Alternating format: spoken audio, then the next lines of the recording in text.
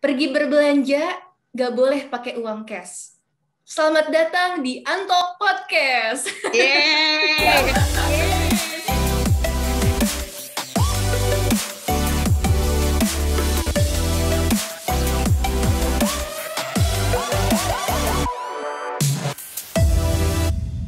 Oke. Jadi di Antok Podcast ini seperti pada luar biasanya selalu akan dibawakan oleh saya Sarah dan juga sini Katia. Bu Widya, saya dipanggilnya Katia di sini, Bu. Oh, oke. Ya, di notes. Katia. Jadi hari ini seneng banget ya, walaupun kita udah memasuki tahun kedua di pandemi, tapi ternyata ini tidak menjadi hambatan buat kita nggak ketemu, malah jadi bisa memperdekat orang-orang yang memang sebelumnya kita nggak pernah ngobrol banyak, salah satunya dengan Ibu Widya. Halo Ibu. Halo, menyapa lagi. Ibu Widya ini merupakan salah satu psikolog klinis di Biro Psikologi Smurfosa, psikolog di Pusat Bimbingan dan Layanan Psikologi Untar, dan juga dosen psikologi Untar. Wow, Ibu ini luar biasa banget sih, Bu. Begitu banyak hal-hal yang Ibu kerjakan dan Ibu lakukan. Jadi panutan buat saya, Bu. Thank you. Dan juga hari ini kita ditemani. Terima kasih, Katia. Audrey Sugito. Hai Audrey. Hai Sarah, hai Katia, hai Bu Widya. Hai. Ini Audrey ini fun fact-nya, Audrey ini teman dekat saya, Bu. Jadi kita dulu pernah sekelas dan kita banyak ngobrol-ngobrol bareng, main bareng. Cuma karena emang pandemi, jadi kita udah nggak pernah ketemu lagi. Tapi seneng banget kayak sekarang di podcast ya, cuman di Untar doang nih, Antoks doang yang mempertemukan teman-teman lama kita. Audrey ini seorang mahasiswi Vkom Untar yang sekaligus merupakan finalis Miss Indonesia. Public figure ya Audrey. Wow, luar biasa banget. Ini saya bangga banget jadi temennya Audrey. Minta tanda tangan? Udah minta tanda tangan? Masih gratis, tenang. Oh bener, catet ya Audrey, catet ya. Jadi Audrey ini juga salah seorang yang memang aware banget dengan mental health. Jadi ya ini tempat yang pas ya untuk kita saling berbagi, sharing, dan juga saling memberikan informasi terkait mental health. Khususnya memang di masa pandemi ini, tidak terkecuali saya sendiri, Katia juga pasti, kita semua menghadapi masa-masa yang sulit ya. Masa-masa yang memang sangat mengganggu mental health kita. Khususnya kita terpaku dengan sosial media nih Bu, Dre. Jadi apa-apa harus lihat handphone, apa-apa harus standby di handphone, sampai yang tadi kita nggak pengen main HP, kita harus standby gitu kan, dan ini sangat mengganggu sih. Ini pengalaman dari saya pribadi, Bu, jadi saya curhat juga di Bu. Iya. Baru mulai udah curhat, maaf ya Bu ya. Sarah emang bawaannya kayak gitu ya. Sarah bawaannya begitu. Banyak pengalaman ya. Bawaannya pengen curhat gitu. Ya, bawaannya pasti pengen cerita ketemu Bu Widya kan ya. Apalagi ini ya, masa pandemi ini kan kita tetap bekerja ya dari rumah, terus juga tetap belajar, berkuliah, apa-apa sekarang semua depan laptop gitu kan, bahkan mungkin beberapa dari kita gitu mengalami yang kalau bekerja itu bisa sampai overtime di depan laptop terus gitu kan, sampai capek dan kelelahan gitu. Mungkin misalnya orang menyebutnya itu burnout. Nah, hari ini kita akan bahas lebih tentang apa ya itu burnout dan apa bahayanya, terus juga keterkaitannya dengan kesehatan mental kita itu seperti apa gitu ya. Mungkin nanti bisa dapat insight dari Bu Widya, kemudian dari Audrey juga, dan mungkin kita bisa saling share pengalaman ya gitu. Nah, kalau misalnya kelelahan nih ya, kalau misalnya untuk bekerja itu burnout biasanya yang saya baca gitu ya di koran, istilah yang digunakan untuk kalau terlalu lelah bekerja gitu ya. Tapi itu kan juga nggak menutup kemungkinan ya Bu ya untuk itu dialami oleh para mahasiswa yang kelelahan ketika harus kuliah daring, terus tugas juga, diskusinya juga lewat online gitu kan ya. Mungkin Audrey mungkin pernah mengalami atau merasakan hal seperti itu gitu nggak sih Audrey? Pernah banget sih, terutama waktu kan baru-baru ini di semester angkatan kita tuh magang ya. Nah, terus kalau buat aku itu ini pengalaman pertama magang secara online di agensi gitu. Dan agensi tuh ternyata kerjanya benar-benar yang kita dituntut sebenarnya fleksibel, itu positifnya gitu.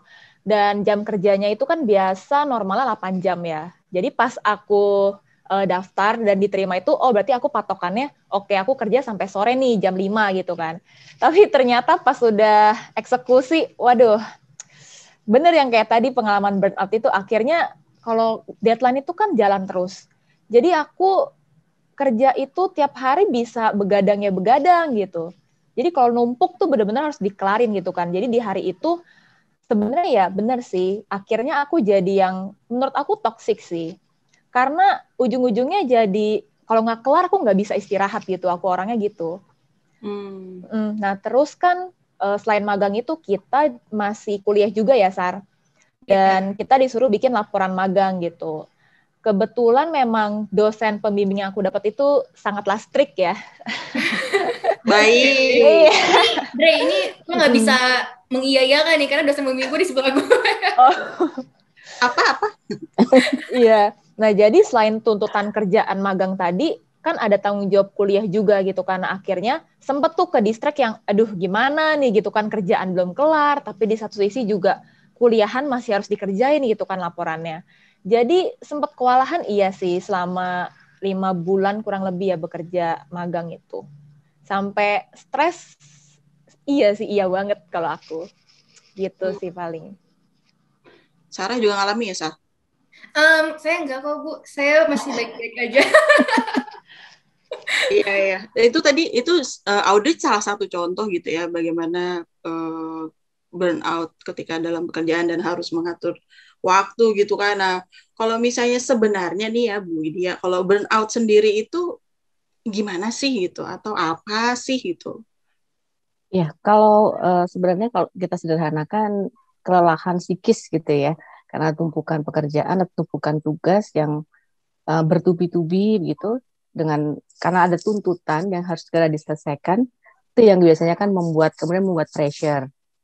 Nah, pressure inilah yang kemudian menimbulkan berbagai macam respon kita secara psikis, gitu ya. Entah emosinya jadi nggak stabil, terus kemudian pikirannya jadi kemana-mana gitu ya. Ini belum, itu belum, ini belum lah. Kayak dikejar-kejar terus. Nah, ini secara psikis energi kita kan habis gitu. Lama-lama kayak drain gitu ya, lelah, habis, kering gitu. Nah, ini yang kemudian secara psikologis ini kemudian biasanya akan berpengaruh ke penurunan fungsi-fungsi, misalnya jadi demotivasi atau konsentrasinya menurun, kemudian mungkin dalam melakukan pekerjaan jadi tidak optimal karena ada kesalahan-kesalahan gitu ya, karena nggak teliti, bisa jadi bukan maunya nggak teliti, tapi karena sudah didera terus menerus gitu, sehingga fisiknya ini sebenarnya mungkin dalam tanda kutip sudah berteriak gitu ya. Dan itu juga pasti kalau sudah kena ada fisik akan berpengaruh juga ke psikis. Jadi ini kan selalu bertalian gitu ya, selalu saling mempengaruhi. Nah, ini yang kemudian lama-lama menjadi drop turun gitu energi kita. Sehingga itu yang kemudian biasanya akan menurunkan fungsi-fungsi kita, entah itu di pekerjaan ataupun mungkin di perkuliahan gitu ya. Itu sama, impact-nya juga sama. Kira-kira gitu Kak Tia. Kak Tia senang. Iya ya. Dan tadi menariknya tuh tadi waktu Bu Widya bilang bahwa ketika kita burn out atau capek lelah secara psikis itu bertalian dengan ke fisik juga ataupun vice versa gitu ya Bu ya. Jadi nggak menutup kemungkinan nanti dari tadi yang pas Audrey bilang dari stres itu kemudian berujung pada muncul penyakit-penyakit fisik, kelelahan, terus susah tidur mungkin bisa, atau ada efek-efek yang lainnya gitu Bu Widya? Biasanya kalau kena ke fisik itu tergantung kerentanan dari individu itu ya. Misalnya kalau dia rentannya di area pencernaan, mungkin nanti munculnya di asam lambung gitu. Itu salah satu indikator biasanya kalau asam lambung ini selalu biasanya dikaitkan dengan stres ya. Karena ada stres, asam lambung naik.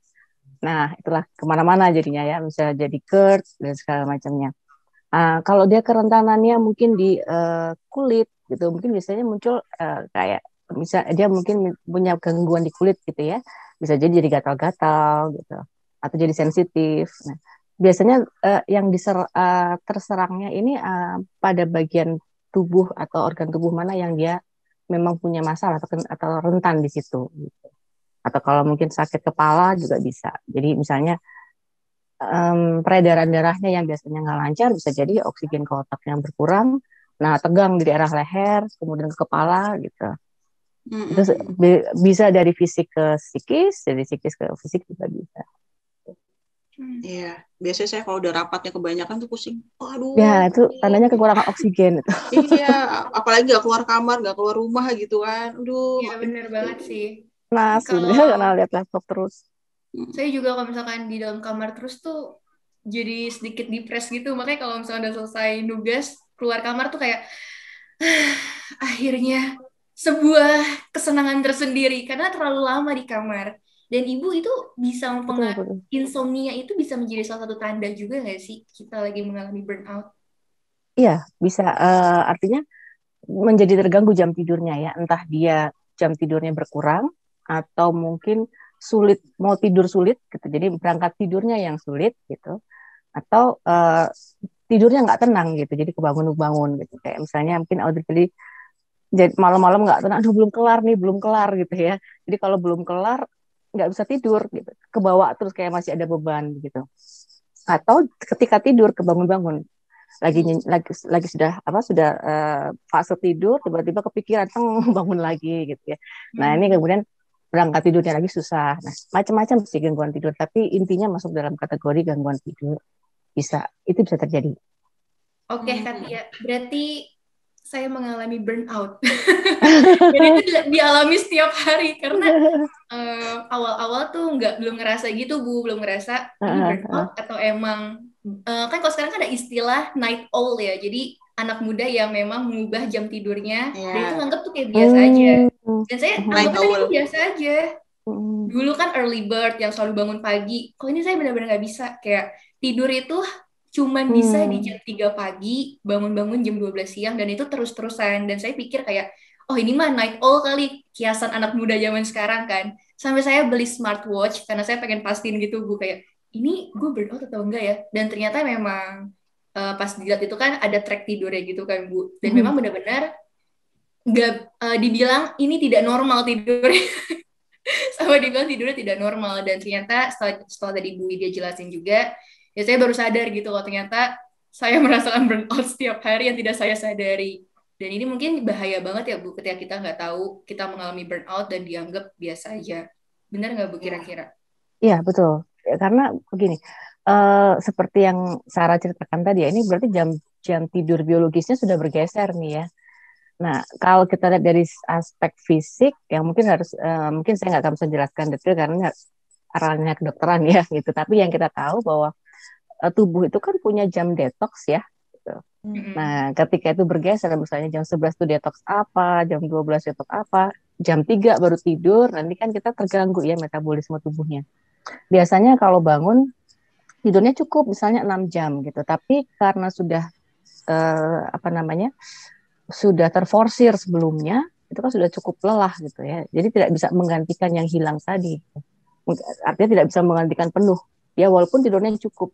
Biasanya bangun juga, kalau saya mengalami seperti itu, bangun juga nggak bisa seger gitu ya. Masih yang badannya masih istilahnya kaku gitu ya.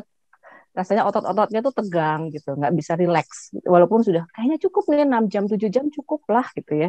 Tapi kok tetap aja rasanya capek gitu. Nah, itu bisa berpengaruh ke situ sih. Jadi fisik gangguan tidur itu juga menjadi salah satu ciri. Kemudian kalau tadi Sarah tanyakan apa kalau tidak diketahui bahaya enggak gitu ya. Nah, ini kita tentunya kalau burnout itu tidak segera diatasi akan berkepanjangan gitu. Nah, berkepanjangan ini misalnya contoh katakanlah kalau misalnya kita ada gangguan mood gitu, gangguan emosi.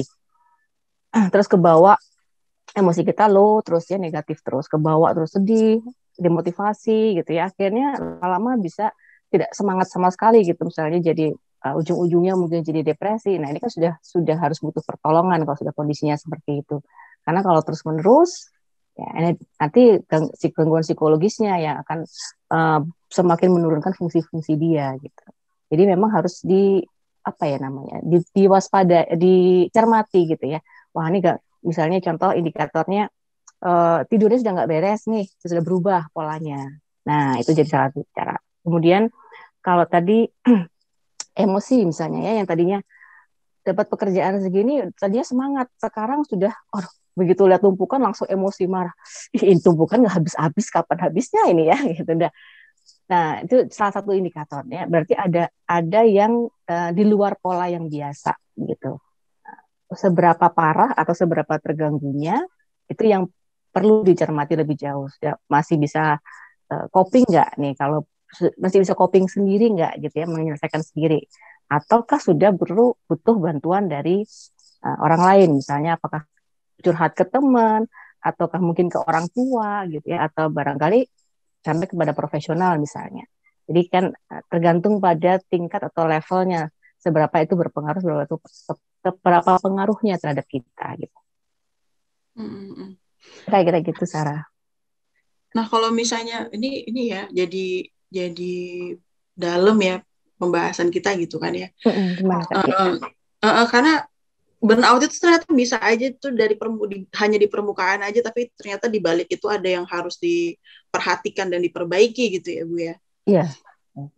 Nah kalau misalnya nih tadi kan stres, terus juga lelah gitu ya fisiknya gitu. Tadi Audrey cerita sampai sempat banget merasa kayaknya nih saya stres nih untuk pekerjaan dan harus membagi waktunya gitu ya. Biasanya nih Audrey dulu kalau misalnya atau kalau lagi merasa bahwa kayaknya stres atau burnout, itu apa yang dilakukan gitu sih untuk mengatasinya gitu. Ada kan yang misalnya ada tuh sekarang populer tuh yang menggambar, mewarnai gitu ya. Oh iya.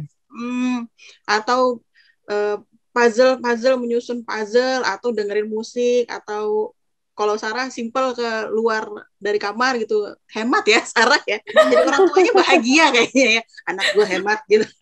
Mendukung perekonomian sendiri soalnya. Mendukung perekonomian keluarga. Nah kalau misalnya Audrey sendiri gimana sih untuk usaha mengatasi stres itu gitu? Aku sih selama kerja itu wajib pakai lagu sih. Iya, karena kalau suasananya sunyi gitu ya, aku ketambah kebawa stres, kecuali kalau lagi belajar gitu. Nah, justru kalau belajar aku baru kebalikan tuh, nggak bisa berisik, jadi aku bakal nyari ruangan yang tenang tuh, kayak Sarah tahu banget ya. Nah, biasanya juga, kan aku posisinya itu, rumahnya itu ruko gitu ya, jadi orang tua tuh pasti di bawah gitu, nah aku tiap hari sendiri doang gitu. Terus sempat sih akhirnya pelarian aku pelihara hewan gitu.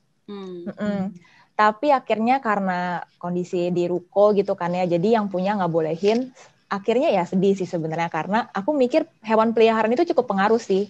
Gak tahu bener gak tuh ya Bu Widya, karena menurut aku kadang kalau kita lagi stres banget tuh kita susah gitu. Kalau aku sih cerita ke orang bisa nih, misalkan aku curhat gitu ya ke Sarah gitu, tapi di saat kita bener-bener ngedown atau stres, kadang saran dari orang tuh nggak relate gitu ke kita, karena bisa aja yang dia ngomong itu bukan yang kita harapkan untuk dengar gitu sih menurut aku. Jadi menurut aku kalau lagi stres banget itu aku bakal berharap punya temen yang mau dengerin aja sih gitu. Gitu sih paling kalau dari aku. Iya. Audrey kalau mau cerita aja ya. Di luar sesi. Keluarkan. Nanti bisa di luar sesi Audrey. Iya ya, dengerin musik. Kalau Sarah apa tadi selain keluar? Malah kalau dengerin musik itu membantu banget sih. Tapi kadang kalau dengerin musik, kalau dari saya pribadi, masa jadi ikutan terbawa suasana lagunya, kerjaannya gak selesai gitu loh. Jadi ya paling kalau saya sendiri ya, kalau lagi burnout, keluar kamar, itu bener-bener ngebantu banget sih Bu. Kayak gak tahu kenapa kalau di kamar kan ngeliatnya cuma tembok kerjaan.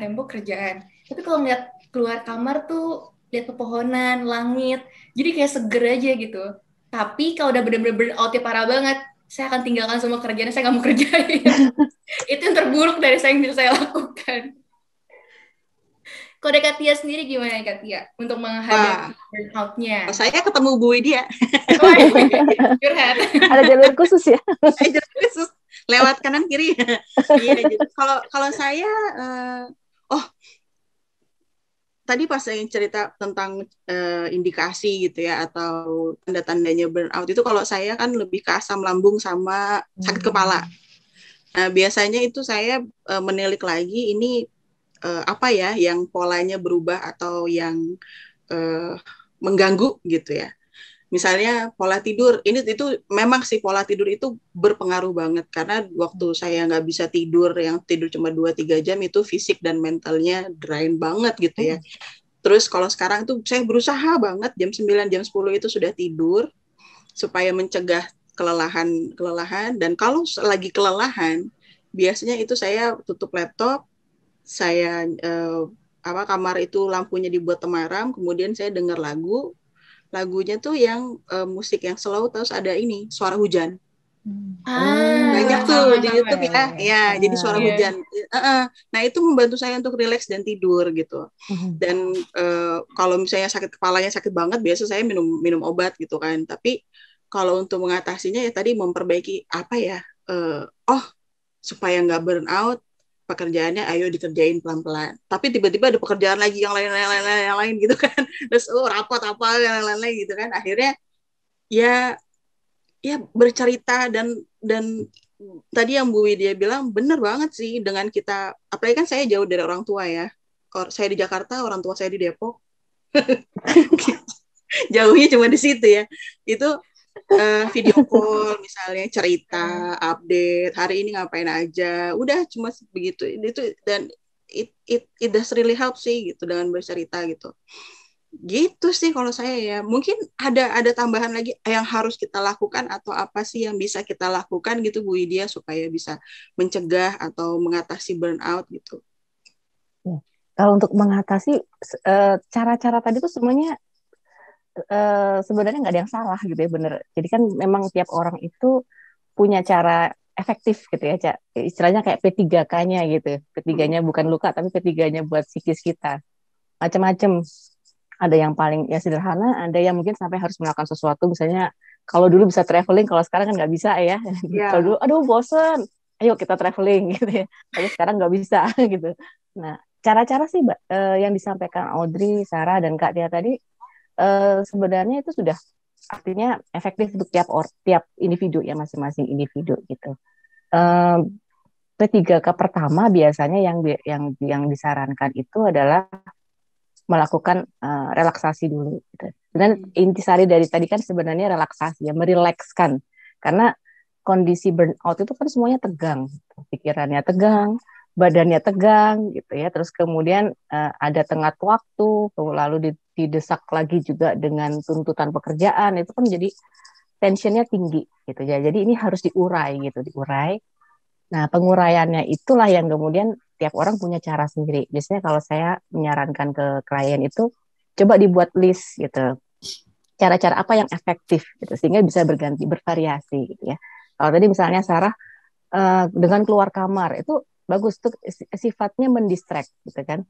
Jadi yang tadinya dalam satu istilahnya dalam satu kotak begitu sempit, nah kemudian lihat yang hijau-hijau, yang jauh-jauh, jadi jarak pandang dekat, kemudian ditarik jauh gitu. Nah ini kan juga merelaksasi gitu ya.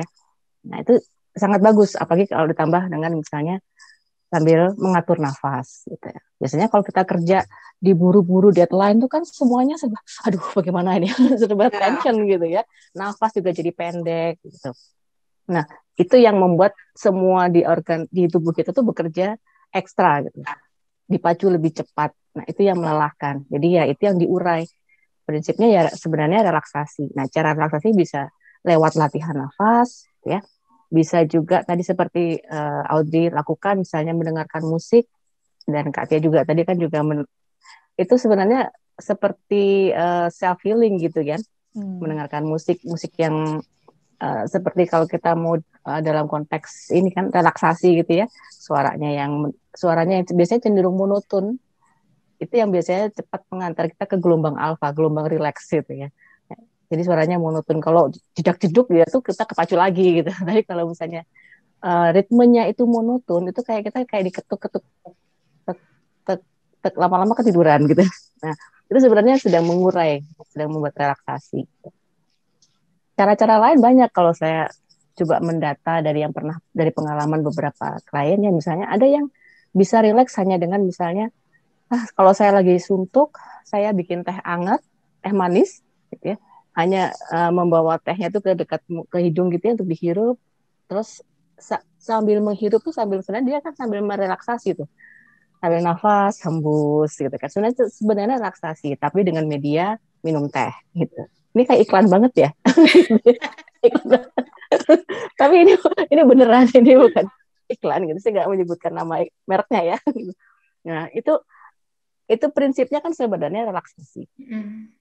Hirup, hembus, terus diminum, anget-anget, lega, relax. Gitu. Nah, setelah itu baru kembali ke apa yang harus dikerjakan. Gitu. Memperbaiki pola tidur juga penting. Seperti yang Kak Tia lakukan tadi ya, betul banget itu sebisa mungkin karena kita WFH ataupun daring, ini kan kadang-kadang yang jadi susah itu area publik dan domestik jadi tidak jelas ya. Ya. Jadi di rumah rapat jam 10, jam 10 belum kelar gitu. Ya kan cuma di rumah aja nggak pergi, tapi sebenarnya fisik kita sudah lelah gitu, karena kan diforsir sekian jam duduk terus, dan nggak cuma duduk ya, kalau duduk nonton K-drama gitu sih nggak ini ya, nggak lelah gitu ya, lelahnya lelah mata. Tapi dengan pekerjaan itu kan sebenarnya kita duduk dengan konsentrasi yang tinggi, memperhatikan, terus kemudian mengantisipasi, itu kan sudah makan energi ya, mengantisipasi habis ini apa yang harus dikerjakan, lalu setelah ini ngapain, itu kan aktif terus. Nah, aktivitas yang bertubi-tubi itu yang kemudian membuat fisik dan psikisnya lelah. Jadi kalau sudah badannya nggak enak, habis duduk terus kok kayaknya kaku banget, nah itu sudah tanda-tanda, berarti harus segera relaksasi gitu. Atau kayak tadi Sarah keluar kamar, itu bagus loh itu, karena bisa mendistract. Jadi nggak kekaku di situ terus gitu ya, nggak terokupasi di situ terus. Distract, nah mendistract itu akan memutus rantai kejenuhan tadi, gitu, sehingga bisa dapat sesuatu yang lebih fresh gitu. Itu kira-kira gitu. Kalau sudah kondisinya butuh bantuan ya baru gitu ya. Tapi selama masih pertolongan pertama yang biasanya bisa cepat dilakukan tadi, relaksasi lewat latihan nafas kah gitu ya, atau mungkin dengan aktivitas yang menyenangkan, melakukan hobi. Kalau tadi Audrey mengatakan dengan hewan peliharaan itu bisa karena kan sebenarnya dengan hewan peliharaan ini ada kontak gitu ya. Kemudian ada touching, dielus, terus kemudian dipegang. Ini sensasi ini bisa menyenangkan gitu, menambahkan energi happy, energi positif. Nah itu yang kita lagi butuh, karena kan kita lagi kegerus, emosinya lagi nggak stabil gitu kan, lagi negatif. Nah ini ditambah untuk bisa membalance lagi gitu. Kira-kira gitu. Oke, kalau misalkan dari saya juga, biasanya cara yang bisa saya lakukan agar pekerjaan bisa terselesaikan sama nggak terlalu stres, saya memanage itu sih Bu, tempat saya untuk kerja. Itu ngebantu juga. Supaya saya lebih nyaman kan, lebih betah, lebih nggak pengen kemana-mana. Dan bersyukurnya lagi, mumpung saya punya halaman di belakang, biasanya tuh saya buat meja, terus ada laptop, hadapnya ke halaman, sama pakai seruling lagu-lagu instrumen seruling Sunda. Jadi itu gitu ya. Tapi memang membantu banget sih Bu. Kalau dari saya juga ya, dengan kita memilih tempat kita untuk kerja, itu memberikan pengaruh besar banget sih.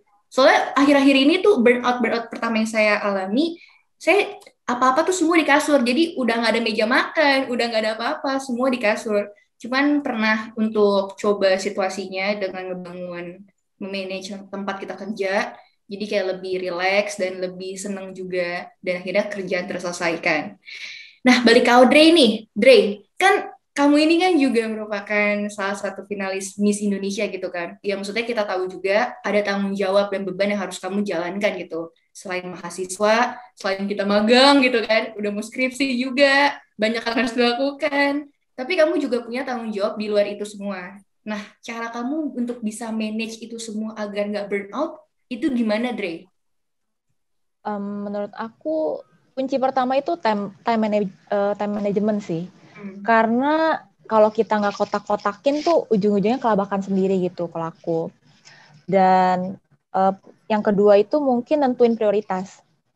Jadi biasanya aku cari apa yang bisa selesai lebih cepat dulu gitu. Jadi nanti lama-lama baru aku kerjain yang lebih susah. Terus yang ketiga, sebenarnya kalau buat manage itu semua sih, kalau aku lebih gimana ya, ingat apa aja nih, aku punya tanggung jawab apa aja gitu kan. Jadi aku akhirnya, ya misal aku tentuin gitu, buat hari ini aku harus kelarinnya apa aja. Dan sebenarnya sifat jelek yang bisa sekaligus jadi sifat bagus itu ya, itu tadi sih, aku orangnya merasa kalau aku bisa kerjaan di satu hari, aku selesai, itu aku pengen selesai semua gitu. Iya gitu, karena aduh kalau nggak tuh nggak tenang, tidur nggak bisa gitu. Sampai sebelum tidur pun misalkan udah nih kelar 3, tapi masih ada 1 nih, lagi nge-scroll gitu kan biar santai dulu sebelum tidur. Ujung-ujungnya bisa nih kadang balik lagi ke meja kerja lagi gitu. Jadi gitu sih, kalau dari aku mungkin 3 tips yang bisa dilakuin gitu. Penting juga sih untuk kita bikin schedule ya, bikin jurnal harian gitu, hari ini mau ngelakuin apa. Aku juga ngelakuin itu, Dre, bahkan sampai mau beli pulsa aja, aku tulis di kalender, harus beli pulsa hari ini. Karena saking udah nggak tahu lagi apa yang harus disimpan di kepala, jadi kayak, aduh gue udah nggak inget semua, gue catat aja semuanya di kalender. Gitu. Ya, ya organizing ya, berarti ya itu ngebantu juga sih ya, karena kan apalagi kalau misalnya kita nggak kemana-mana nih, apalagi saya kan nggak kemana-mana, nggak keluar-keluar gitu kan, zona waktu itu adalah sesuatu yang nisbi, nggak jelas gitu kan, ini pagi atau malam gitu kan, ya itu ngebantu banget sih untuk mengatur pekerjaannya, apa habisnya ngapain gitu kan. Nah cuma kalau misalnya burnout itu kan kadang-kadang kita mungkin nggak bisa apa ya, nggak bisa planning, gue nggak bakalan nih kena burnout gitu kan, tahu-tahu dia kena gitu, mungkin nggak sih gitu Bu, jadi kayak dia udah melakukan banyak hal gitu ya, tapi ternyata dia malah tetap burnout gitu. Ada nggak sih kasus yang seperti itu, dia udah berusaha untuk ini tapi tetap aja ternyata mungkin karena yang kayak ini harus selesai semua, agak-agak, kalau misalnya Audrey kan tertata gitu ya. Kalau ini mungkin orangnya ambisius tapi udah berusaha untuk jaga kesehatan, tapi tetap burn out juga. Nah itu terus gimana sih? Apa harus kita ada support dari orang lain kah? Atau dari kitanya kah? Atau gimana? Baiknya gimana ya Bu? Ya, kalau mungkin harus dievaluasi dulu kali Kak Tia ya, diidentifikasi kalau sudah berusaha macam-macam tapi masih burn out, ini akarnya di mana gitu. Apakah dari usahanya yang belum tepat, itu sudah usaha macam-macam tapi belum tepat, belum efektif gitu. Ataukah dari memang load pekerjaannya yang memang banyak gitu ya, dan memang banyak. Kadang-kadang bisa saja kan ada karyawan atau misalnya mahasiswa gitu ya, misalnya yang mendapatkan tugas atau pekerjaan yang memang di luar, kalau kita logika itu kayaknya nggak bisa kelar 24 jam gitu. Misalnya kalau kita ini bisa deh ini selesai sehari gitu, menurut orang yang memberi tugas gitu ya. Tapi ketika tugas itu dilaksanakan ternyata banyak perintilan yang harus dikerjakan gitu. Misalnya harus cari ini dulu, harus ngerjakan ini dulu. Ini harus dibetulkan dulu yang bagian ini, baru kemudian disusun jadi satu. Nah, perintilan ini yang kemudian tidak terprediksi oleh yang memberikan tugas barangkali begitu ya. Sehingga menuntutnya harus segera selesai, padahal itu sebenarnya mungkin pekerjaan harusnya 2 hari, 1 hari selesai gitu kan, jadi kan overload ya, terlalu banyak gitu. Nah itu tadi yang mungkin harus dievaluasi dulu, apakah caranya yang belum efektif ya, atau memang pekerjaannya, jumlah pekerjaannya gitu, ataukah cara mengerjakannya yang tidak efektif gitu. Cara kita menyelesaikan pekerjaannya yang mungkin terlalu bertele-tele gitu ya, mungkin apakah misalnya tidak semua pekerjaan harus dikerjakan dengan cara yang sedetil itu gitu ya, mungkin untuk pekerjaan yang lain kita bisa selesaikan secara global gitu misalnya. Cara-caranya bisa berbeda-beda. Nah ini kan kalau tadi merujuk pada masukan dari jawaban dari Audrey tadi, selain time management kan juga mengatur skala prioritas tadi ya, mengatur skala prioritasnya. Tadi ada pekerjaan-pekerjaan yang dalam hitungan 2 jam kelar gitu, misalnya selesai. Nah itu bisa diprioritaskan selesai, jadi bebannya kan berkurang gitu. Jadi secara mental kita ada minusnya. Oke, ini selesai, plung sudah masuk ke kotak gitu. Saya bisa fokus yang ke sini. Nah, itu akan membantu seperti itu. Ya, jadi bagus sekali dengan buat skala prioritas tadi, menyusun mana yang harus dikerjakan lebih dahulu, entah itu dari bobotnya atau bobot pekerjaan gitu ya. Mana yang lebih mudah, mana yang lebih sulit atau butuh waktu lama, atau dari deadline, gitu kan? Mana yang di deadline, yang mana yang lebih tuntut lebih dulu dibandingkan, oh ini masih 2 minggu, oh ya udah, ntar dulu deh gitu. Yang ini dulu yang di depan mata gitu misalnya. Jadi macam-macam sih Kat ya itu ya. Jadi kalau kalau dia belum berusaha kok masih tetap masih tetap burn out, harus segera dievaluasi gitu. Bisa jadi apakah usahanya yang belum efektif gitu. Misalnya udah kok saya udah tidur tapi tidurnya nggak tenang. Ya sama saja gitu kan, karena bangun pagi tetap aja badannya jadi nggak enak kan. Nah, hari pertama badannya nggak enak, besok lagi keulang, makin nggak enak, besok besok lagi keulang lagi, kan ini makin turun gitu kualitasnya, kualitas fisik kita gitu ya. Nah, misalnya saya sudah mendelegasikan pekerjaan ke anak buah gitu ya. Jadi pekerjaan saya sebenarnya nggak terlalu banyak. Tapi ketika mendelegasikan itu tidak benar-benar mendelegasikan, masih nggak percaya atau mungkin masih cawe-cawe gitu ya, masih masih ikut-ikutan gitu. Dilihat, oh ini belum ini. Jadi tetap aja dia tidak full mendelegasikan, masih dia sendiri yang mengerjakan. Hanya headline-nya itu saya sudah mendelegasikan, tapi de facto dia masih mengerjakan semuanya. Gitu ya. Kesannya sudah melakukan tapi belum. Gitu. Jadi barangkali yang perlu dilakukan dalam konteks itu evaluasi dulu barangkali ya Kak. Ya. Evaluasi dulu di mana nih letak ketidakefektifannya sehingga saya masih burn out gitu. Nah, biasanya kalau kita sudah bisa menemukan satu pola gitu ya, satu pola keberhasilan, oh cara mengatasi ini efektif gitu. Nanti bisa kita ulang lagi pada konteks yang berikutnya gitu ya. Ataupun kita sudah berhasil mengidentifikasi tanda-tanda burnout tuh. Misalnya tadi ini sudah gampang emosi, tidurnya sudah mulai terganggu, fisiknya itu gampang capek, mata berair terus gitu ya, kemudian sakit kepala. Nah ini sudah tanda nih. Nah berarti ada yang nggak beres dengan pola pekerjaan saya. Nah sebelum kebablasan gitu, langsung diidentifikasi apa yang harus saya atasi di sini. Jadi sebelum sampai psikis ataupun fisiknya drain, kita sudah lakukan evaluasi, kita sudah ubah dulu. Nah, ini yang biasanya sih ketika itu berulang dan tidak menyadari, biasanya dia tidak melakukan tidak belajar mengidentifikasi, sehingga ketika itu terjadi lagi, kok gue lemes lagi ya? Nah, biasanya kalau mereka sudah punya pola, sudah ibaratnya kalau kita mungkin identifikasi masalah gitu kali ya, bisa mengidentifikasi masalah, bisa mengidentifikasi tanda-tanda psikis kita, tanda-tanda fisik kita. Jadi alarmnya sudah bunyi, sebelum kita kebablasan kita sudah langsung tangani itu gitu. Nah itu yang dipelajari, kita pelajari dari pola pengalaman sebelumnya. Kira-kira gitu berarti ya.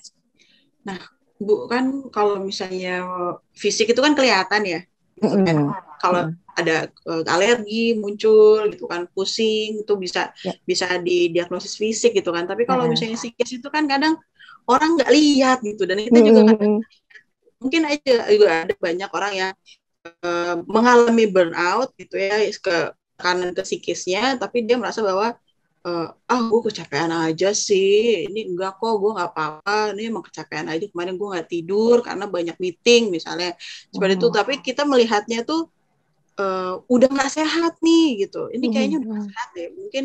Terus tadi yang Bu Wida bilang bahwa udah sering abis itu dia emosian, terus bahkan menarik diri dari lingkungan gitu ya, terus fokus aja ke pekerjaannya, tapi ujungnya ya itu, tapi gue pusing nih gitu kan, pening gitu kan. Nah kita sebagai orang lain gitu ya, orang yang care sama dia, itu apa ya yang bisa kita lakukan gitu Bu, supaya dia nggak burn out juga, dan supaya dia juga, kalau tadi kan aware dengan kondisi kita sendiri, mencegah, kemudian melakukan relaksasi dan lain-lain, itu kan bagus sekali gitu. Tapi ada orang-orang yang kita care tapi dia burn out nih, cuma dia nggak mau terima bahwa dia burn out gitu. Itu apa yang kita bisa lakukan ya? Bisa jadi reflektor gitu ya, maksudnya berfungsi sebagai reflektor, merefleksikan. Kalau ibarat cermin itu jadi pantulannya gitu ya. Jadi misalnya gini, sebenarnya kalau kendala kondisi psikis itu kita bisa lihat dari 3 hal. Pertama, pikiran, emosi, kemudian perilaku. Gitu. Nah, kalau sudah ada perubahan dari yang biasanya, dari ini pikirannya sudah, misalnya yang tadinya bisa konsentrasi, sekarang nggak bisa konsentrasi, itu pikiran.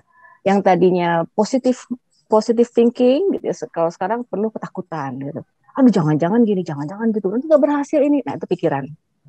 Nah, kemudian memikirkan hal-hal yang akan gagal gitu ya. Jadi muncul pemikiran-pemikiran yang negatif.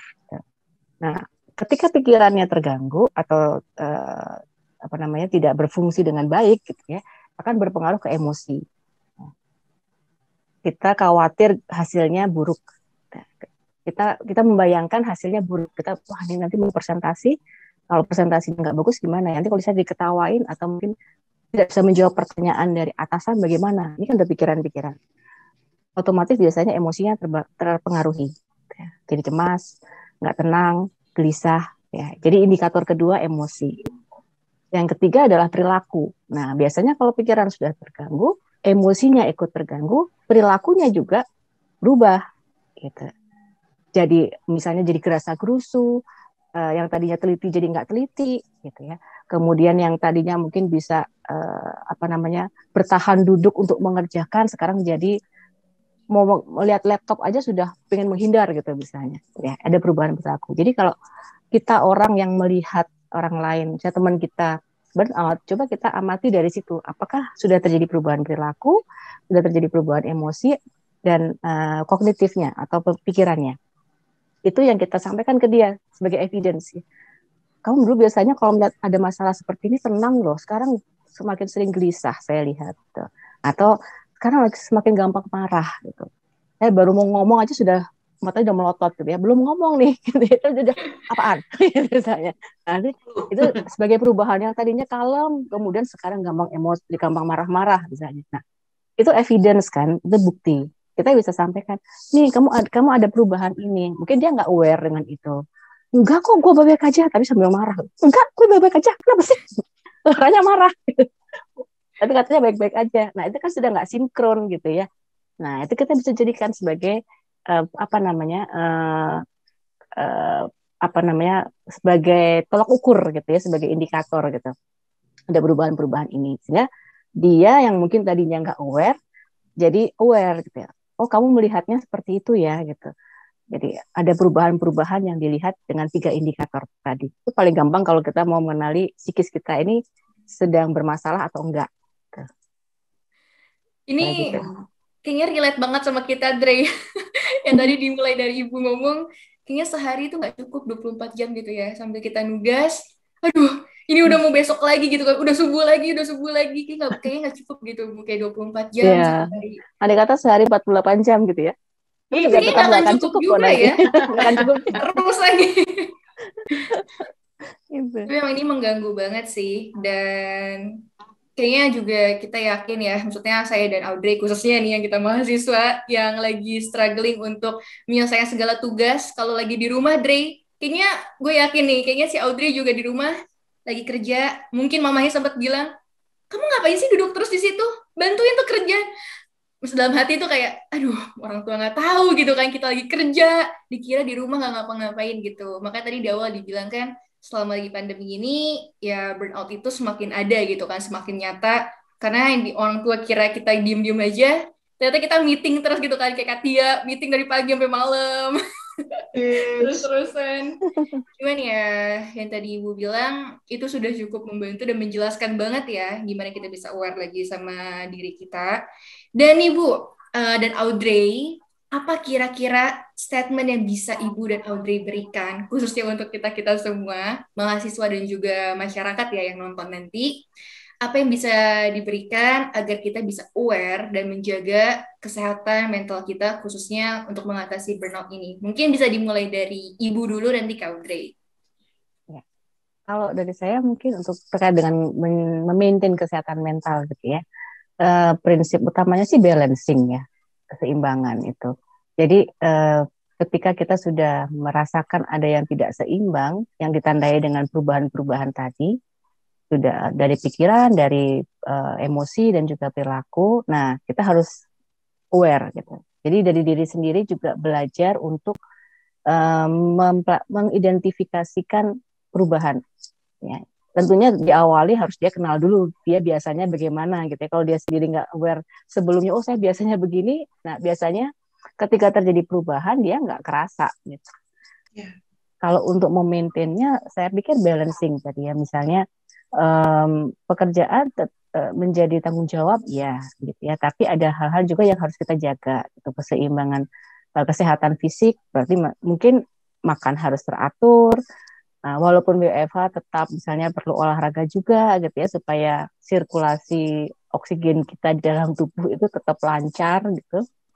Kemudian selain dari aspek fisik juga psikis juga penting gitu. Jadi misalnya perlu juga relaksasi, istirahat, break sebentar gitu. Jadi pekerjaannya memang numpuk tapi paling nggak kasih waktu lah, misalnya sejam 1 jam duduk, paling nggak 10 menit 15 menit stretching dulu gitu.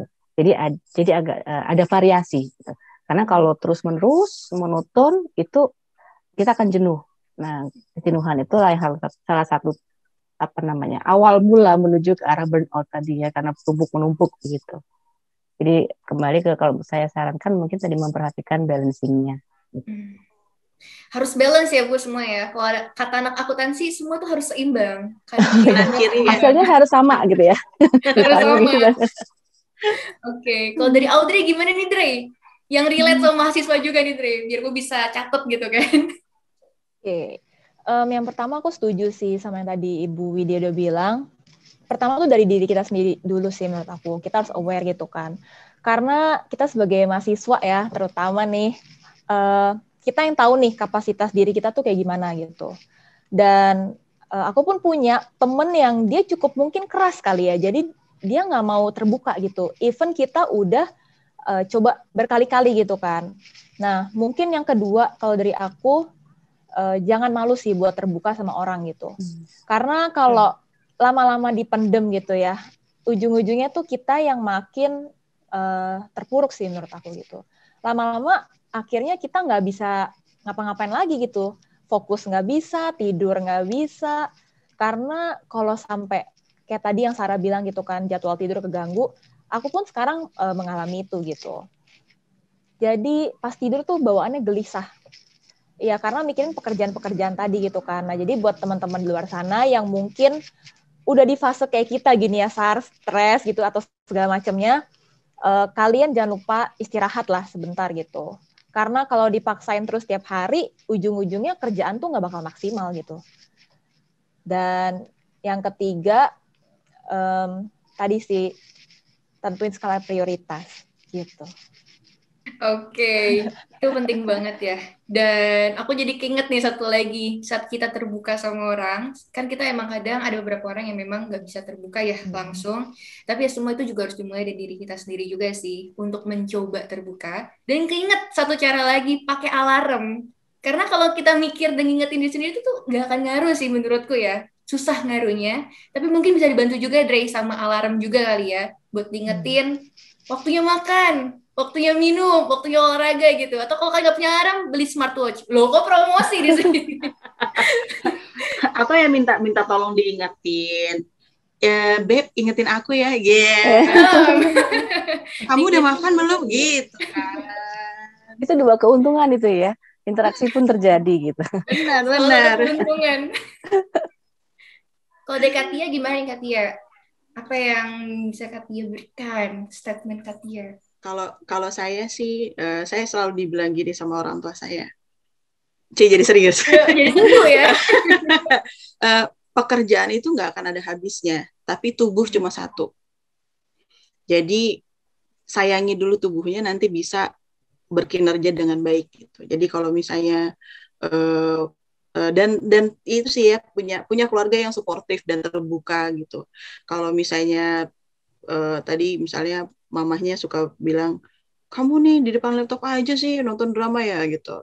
Ya kita juga harus bisa terbuka dan jelaskan bahwa mah ini tuh lagi rapat daring, kuliahnya daring gitu. Jadi keterbukaan itu jadi mengurangi clash dan miskomunikasi gitu ya. Jadi menurut saya penting juga untuk punya support system yang baik gitu. Kalau kondisi saya ya. Terus juga tadi yang Bu Widya sampaikan, balancing itu sih benar-benar yang harus kita perhatikan ya, baik itu kebutuhan fisik dan kebutuhan psikis kita gitu. Seru banget ya hari ini.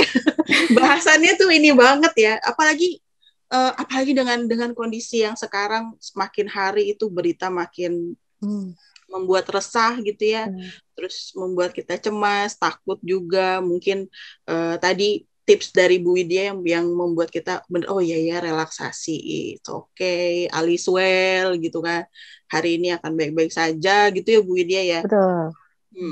Terus juga sudah jalan yang terbaik hari ini, sudah cukup istirahat, lanjut lagi besok gitu kan. Ini adalah kata-kata yang setiap hari saya katakan ke diri saya sendiri karena kadang sulit menerimanya. Iya. Nah, ini kita udah bincang-bincang secara, nanti lama-lama hati ke hati nih ya. Hati ke hati nih, bentar lagi nih kayaknya nih. Itu apakah kita sudah di penghujung acara kah, Sarah, atau masih ada waktu untuk kita bincang-bincang lagi? Kita udah di penghujung acara kan. Sayang banget, cepet banget ya. Rasanya itu cepet banget kalau obrolannya itu memang relate gitu kita curhat semua di sini, jadi nggak berasa kalau lagi ngobrol. Berasa, saya baru nanya satu tadi kayaknya. Berasanya gitu. Rasanya gitu. Oke, kalau begitu terima kasih banyak Bu Widya sudah hadir di tengah-tengah kita pada hari ini. Terima kasih juga. Sudah berbagi insight yang penting, krusial untuk kita jalani sekarang ya, dengan kondisi yang penuh ketidakpastian ini gitu ya. Terima kasih sekali lagi Bu Widya udah share, udah berbagi insight yang kita harus aware dan lakukan gitu ya. Jangan cuma tahu ya lu benar ya, terus kenapa nggak apa-apa gitu kan, tapi terus nanti dia malah merugikan dirinya dan orang lain gitu kan. Terus juga Audrey, terima kasih udah berbagi juga, udah berbagi pengalaman nih dari sudut pandang mahasiswa sekaligus bekerja juga gitu ya, yang mengalami baik itu kelas daring sama pekerjaan gitu kan. Sarah juga ya, Sarah ya. Sarah. Itu laporannya udah ya, Sarah ya, udah beres ya. Berkurang satu. Masih ada yang lain gitu. Ya, terima kasih banyak sekali lagi Sarah, juga terima kasih banyak sudah menemani saya hari ini, dan sampai jumpa di kantor berikutnya yang tentunya akan membahas bahasan atau topik-topik yang menarik lainnya dan berguna tentunya untuk kita ketahui dan resapi dan lakukan dalam keseharian. Oke, dan this is Antalks.